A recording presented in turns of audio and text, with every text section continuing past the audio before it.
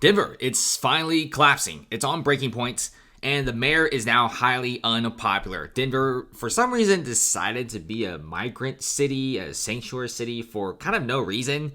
Many people are still wondering why in the world did little Denver with 700,000 people decide to play the migrant city card, because those are usually reserved for bigger cities with higher budgets, like Chicago. They have 50,000 migrants, and they're already going broke. New York City, 200,000 migrants, one of the biggest GDP cities in the whole world, going broke. Denver, 40,000 migrants, almost the same as Chicago, despite not being a financial center.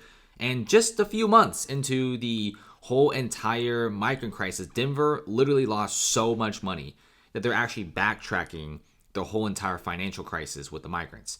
And people are still wondering, why didn't you at least calculate the money and the financial stuff before getting in almost 50,000 people?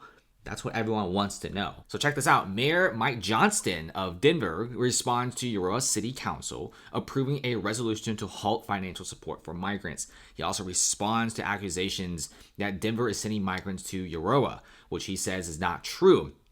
Then he talks about how history, blah, blah, blah, and how everyone needs to be pro-immigrant, migrant. I mean, absolutely, right? Many cities in the U.S. are built by migrants. But then again, when your city is small like Denver with 700,000 people, you take in 40 to 50,000 people, no wonder your city's going broke. And no wonder you're becoming highly unpopular.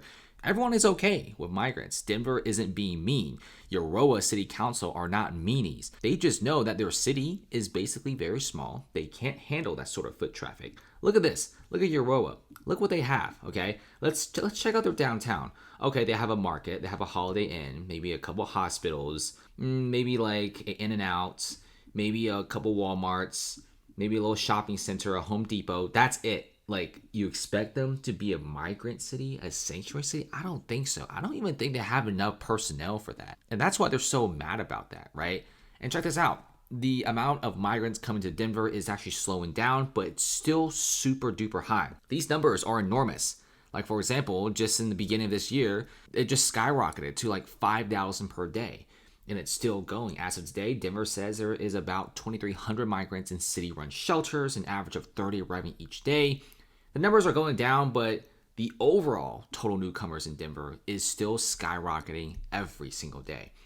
And like I said, Denver City Council members still have plenty of questions about how the Johnston administration is adding up the migrant cost. Because with Denver's 700,000 population, it's a very basic city. If you consider it around the world, it's really not that incredibly big. But they are doing some of the biggest migrant crisis stuff I've ever seen. And by the way, many migrants are just homeless at this point.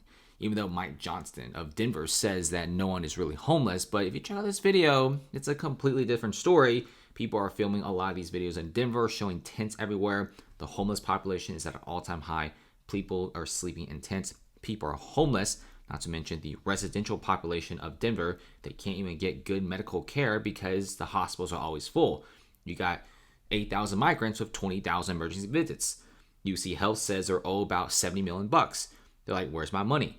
So Denver, can they survive this migrant crisis? Because you can't just kick these people out. You already brought them in. Euro to local governments, nonprofits, don't bring immigrants in without coordinating. Absolutely, right? These are not big cities. Lakewood, Aurora, they're pretty small. They're not big, guys. You saw their downtowns. It consists of a Home Depot and a Walmart, and the rest are just suburban houses. Do you really think these tiny little towns that are just full of suburban neighborhoods could handle this sort of foot traffic? Absolutely not. Look at Lakewood.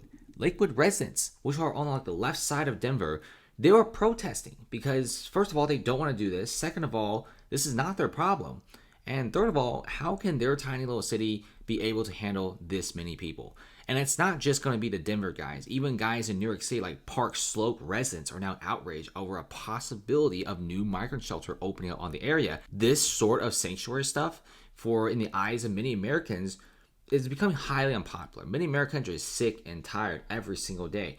Migrant stuff, migrant crisis, money being spent. They're done, okay? Everyone's done. By the way, Denver is at breaking point. When you have just as many migrants as Chicago, but your GDP is not as high as Chicago, nowhere near as high as Chicago. Chicago got all the financial institutions. Denver does not. Denver is now buckling under pressure. It is breaking point for the city. Thanks for watching, guys. Comment below, and see you later.